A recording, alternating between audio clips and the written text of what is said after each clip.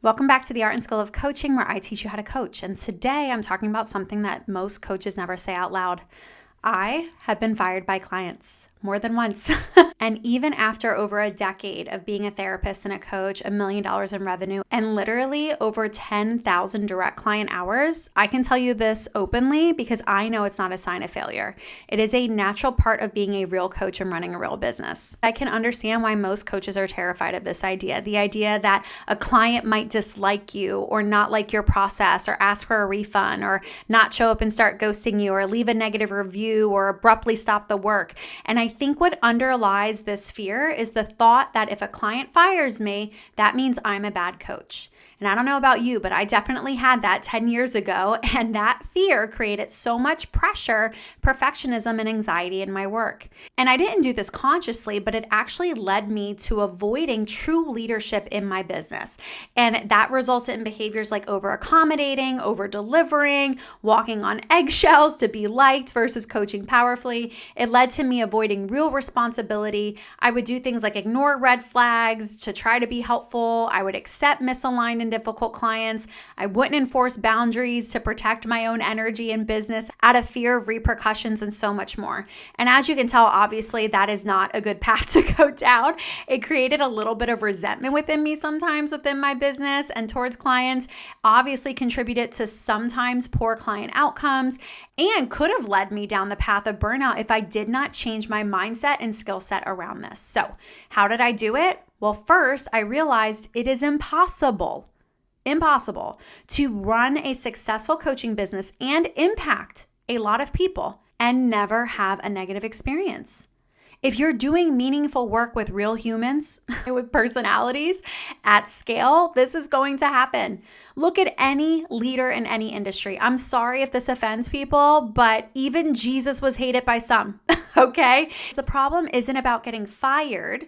The problem is believing it should never happen in the first place. But I know a lot of coaches will try to avoid this. They'll think that if they're perfect, it won't happen. They will try to create 100% satisfaction with 100% of clients 100% of the time, which is totally unreasonable. They will try to fix every complaint immediately. They'll try to anticipate every complaint and problem solve for every what if situation. They'll create policies for problems that don't even exist, or policies based on that one time that one client said that one thing or had a bad experience. They'll say yes to misaligned clients. They will people please in the sales process and make exceptions for everyone. And they'll silence any feedback because they don't want to hear something negative. But here's the issue. No matter how quote unquote perfect you try to be, you're still not going to be the right fit for everyone. Perfection is not protection. I'm going to say that again. Your perfection is not protection from something that is bound to happen when you are working with a lot of people at scale. And not being for everyone is actually a healthy thing. It actually means you're being honest and you're being authentic, which is important in coaching and really any sustainable business. So a healthier, more effective approach is you want to aim for excellence, not perfection. So create standards for excellence, but not unrealistic expectations of perfection. Excellence is being clear, it's grounded, it's being ethical, it's providing quality care, it's being intentional. And perfection is fear-based, it's rigid, and it's impossible, and it's going to burn you out and leave you disappointed. So when you focus on standards of excellence, which can still be impeccable, I'm going to share my personal example with you today. You create clear expectations for yourself and for your clients. You'll have a strong sales process, honest consultations, clear contracts and coaching agreements, healthy client relationships, real accountability and shared responsibility with your clients, as well as space for nuance and humanity and honest feedback. And this, by the way, is what's going to prevent quote unquote firing situations. And we're not just talking about prevention, but I also want you to be prepared for if it happens, if your business gets to that scale. So I'm actually going to be going deep with you guys and sharing 8 tips for you to not only prevent, but also prepare for this natural aspect of running a business, which is potentially getting fired or having a disgruntled client. And by the way, I teach this inside of the Art and Skill of Coaching, and I'm going to give some personal antidotes in addition to these 8 points. So let's go ahead and dive into what I do when a client relationship becomes strained. So tip number 1 is you actually want to get clear on your ideal client and process. Clarity prevents 80% of client issues on the back end. When you know exactly who your work is best for and you're willing to say no during consultations, you're going to eliminate most mismatches and misunderstandings and potential disappointments before they even start. So, for example, I am very clear that inside ASC, the Art and Skill of Coaching, our coach training program, we focus on training. Our goal is to improve your knowledge and your skill set so that you can coach effectively. Does that positively impact your business because you have higher conversion and higher retention and are able to charge a premium? Yes, and we do cover some business basics, but our goal is to certify you in a scientifically supported coaching method. We don't make promises we can't keep. We will train you. You will become a better coach. You will know exactly what you're doing and be able to provide value. And that's what we focus on in our consultations and sales process. Number 2, you want to build feedback into your structure and into your coaching programs. Do not wait for a crisis. Do not wait for a problem. Do not wait for a client to have a complaint. Make sure that there are standardized ways to provide consistent feedback. This could be done at the end of every session, every month, every training, every quarter, whatever checkpoint you pick. You want to make sure that you are evaluating how is the work going? What's working? What feels off? What do you need more or less of? How's our relationship doing? You cannot solve what you don't know. And it's super intimidating for clients to initiate this conversation or come to you with a problem or share feedback proactively. So give them opportunities to do it and come ready to listen and pivot if you need to. This alone has saved me so many times. I've been able to hear clients share what I was missing, and they've given me an opportunity to hear that feedback and show up for them and keep them as clients. So don't shy away from feedback. Grow some tough skin and pivot if you need to. Now, let's say there is an issue. This takes me to step number 3. Address the issue privately, never publicly. So if a client is unhappy or disrupting the coaching process, and by the way, what I'm about to share goes for one-on-one clients and in a group space, pull them aside. Don't bring it up on a coaching call, ask for a separate call. Don't call them out in a Facebook group, ask to get some one-on-one time with them, and have a respectful, direct, grounded conversation where they can share what's going on. And as the leader, you will set the tone by reminding them, if necessary, of expectations, maybe group rules or client responsibilities or boundaries inside of the coaching container. And the reason addressing it proactively and privately is so important is because it won't magically stop unless you address it, which takes me to tip number 4. Adjust or discontinue thoughtfully after that conversation. So when that conversation is had, you're going to land in one of 2 places. You're either going to adjust and continue based on that constructive feedback or new agreements or clarifications that were made, or you're going to decide to wrap up, ideally in a clean, compassionate, caring way. Now, clients inside of the Art and Skill of Coaching ask me how I do this all the time. So I thought about that ahead of time, and here's tip number 5. Use contracts. If you don't have a coaching contract or a coaching agreement, get one. But you want to make sure that you use them as a tool, not a weapon. I'm going to say that again. Have some type of protection in your business through a coaching agreement or a coaching contract, especially if you're charging thousands of dollars, but use them as a tool and as a form of accountability and as a form of protection, never a weapon. Your contract exists to protect both you and your client. Now, like I said, you don't have to have these, but I actually really like them for a couple reasons. I send them to the client as soon as they say yes before our first session, and I have them read it and sign it, and then I review it on the first call. And the reason why is because I want them to know that they are protected. I'm going to show up, and in that contract, I talk about my obligations to them as well and my promises and what I'm going to deliver on. And it's a mutual form of accountability. I'm showing them that we have responsibilities, and I'm setting the expectation ahead of time. And inside of my certification ASC, I actually offer a scripted contract to all of the coaches who go inside of that program. I spent $3,000 to get it drafted, and you can easily adapt it to your niche. But I made sure that it included clauses around difficult behavior and non-competes and racism and discrimination. I talked about misuse of materials and behavioral expectations. I talked about scheduling, cancellation, refund policies, payments, communication boundaries, platforms. There's so much you can put in there, but I wanted to make sure that I covered the basis so that clients felt safe and protected and like they were working with a professional, and we were both on the same page in terms of what our expectations and responsibilities were. And your contract allows you to say, hey, here are the agreements we both made, and here's how we're going to move forward if an issue arises.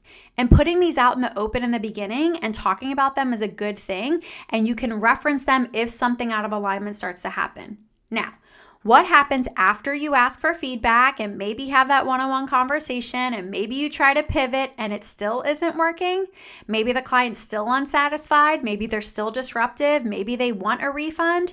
That takes me to tip number 6. Make a grounded decision around refunds. So sometimes I refund, sometimes I don't. Sometimes I prorate. Sometimes I let them out of the contract with no refund. It really depends on a couple of things such as their behavior, their participation, what services were already delivered, whether their complaint was valid or true. And there's no one right answer, I'm sorry, but there's just discernment in this case. We don't have a big enough organization to have standards and procedures in place. That is one of the beauties of running a small business. You get to decide and have flexibility and can have nuance in these decisions, but you do want to have a starting point, which is why the contracts are so important. But do not, which takes me to step number 7, make business decisions from fear, which is why having the agreement ahead of time is important. I actually have an entire section in there around refunds, what to expect and what not to expect, and what would be grounds for termination, what would be grounds of getting kicked out of the group, what would be grounds of not getting a refund. That way I can reference that in the conversation if it comes up, but I still have the discretion to make a decision even if it's different than what I put in my contract. But I never make business decisions from fear or intimidation. Yes, you want to do right by your clients, but you're also running a business. And as long as you operate in integrity, you fulfilled your responsibility, you delivered on your deliverables, you should have nothing to fear. Fear is going to make you over accommodate. It's going to make you undercharge. It's going to make you ignore your contract, enable clients, and make poor business decisions. Stay in leadership, and that requires clarity and boundaries and emotional steadiness during these really difficult conversations where sometimes you're feeling attacked. And I know it can be disappointing and it can be hurtful, and it's hard not to take it personal, especially when someone's unhappy with your services, which as a coach is you, right? But you can't please everyone, and that's okay.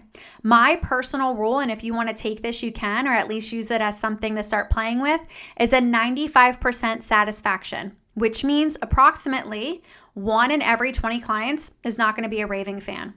I wish it could be 100%. I really do. My inner perfectionist is like, you need to go for 100%.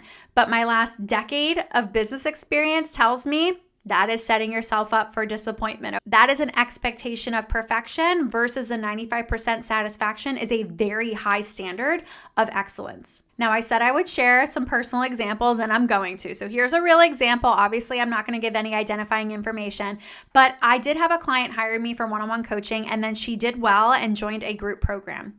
And shortly after starting, she had a very strong start. She started missing sessions and kind of ghosting the group space. She was missing calls, not responding to all of the assignments in the page, eventually started ghosting me and talking badly about me to other group members and blaming the group for some issues that she was experiencing personally. Then eventually I got a very interesting email requesting a refund. So I followed the steps I just shared with you. Those 8 tips came from experience. I didn't read that in a book. I would have loved to. But first, I invited her to a private one-on-one conversation where I took responsibility. We had an honest conversation. I asked her questions. I tried to get feedback to see if there was something I could do. And when I finally pinned her down, I listened deeply to her concerns and I reflected what was true and what wasn't. And I asked questions to create clarity. And we also reviewed the contract. We reviewed her attendance and her behavior in the group. We reviewed her agreed upon responsibilities such as payments and how I was showing up, delivering what I said and she wasn't. And we kind of talked about what has been delivered versus what has been paid for. And in this case, after this conversation, the healthiest decision was to wrap up. I decided to end the relationship because of her lack of receptiveness on that call and how she became combative towards the end of it. And I knew that that was not only going to have a negative impact on me, but eventually on the group. Now, I was willing to work with her until that call. I was coming into that call ready to hear about some really difficult circumstance, ready to be supportive, ready to problem solve with her and take that feedback and maybe pivot. But again, because of the lack of receptiveness, some of the guidelines that weren't being met and the combativeness, I decided it was time to stop working together. And in this particular instance, I did not offer a refund. And the reason why is because of her behavior, which was very clearly stated in the agreement, and because services had been delivered. So there were services that were delivered that were valued at more than what she had paid. It was uncomfortable, but it was clean. And I stand behind that decision. If anyone came up to me and asked me why I didn't offer a refund, I feel very clean about how I handled it. I feel very clean about what was offered and what was in the contract and what I was willing to do, and that I delivered on what I said, and that it was just an unfortunate ending. But I stayed in leadership and I still stand by my decision 7 years later. Now, obviously, I have more examples because, like I had shared, I had been fired more than once. And to be exact, I've actually been fired by 4 clients to date. And you might think, wow, that's a lot. How embarrassing. But I actually think, wow, how amazing. Because the reality is that I've coached hundreds of clients. And so far, when you do the math, because the math is mathing here, we are far exceeding our 95% satisfaction rate. And although, honestly, I wish those 4 incidents were different, I can go back and recall every one of those incidents in detail. I am simultaneously at peace because of how I handled them. And I choose to focus on our wins. But what I have learned from being fired is, 1, it doesn't mean you're a bad coach. 2, it doesn't mean that you failed. And 3, it doesn't mean that something is wrong with you or that you need to close down your business, okay? It means that you are a human doing important work with other humans.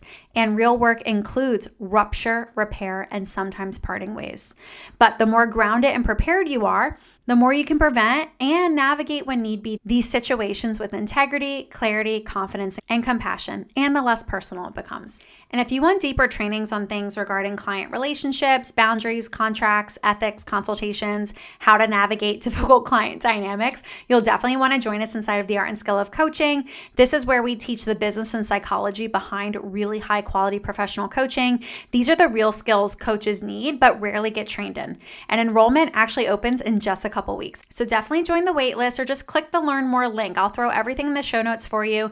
And by the way, I'm super excited about next week. We're actually having our 200th episode celebration, which is crazy. I cannot believe that we have produced 200 amazing episodes. We have not missed a Tuesday in 4 years, and we're in the top 2% of podcasts across the world. And to show my gratitude, we're actually doing a very special coaching series to celebrate 200 episodes. This is going to be a jam-packed series to close out 2025 and kick off 2026. I've been working so hard behind the scenes, writing these episodes, scripting these trainings, and I cannot wait to share them with you starting next week. And as always, if you found today's episode helpful, please leave us a review, 5 stars, hit that subscribe button so that you never miss another training to help you master the art and skill of coaching.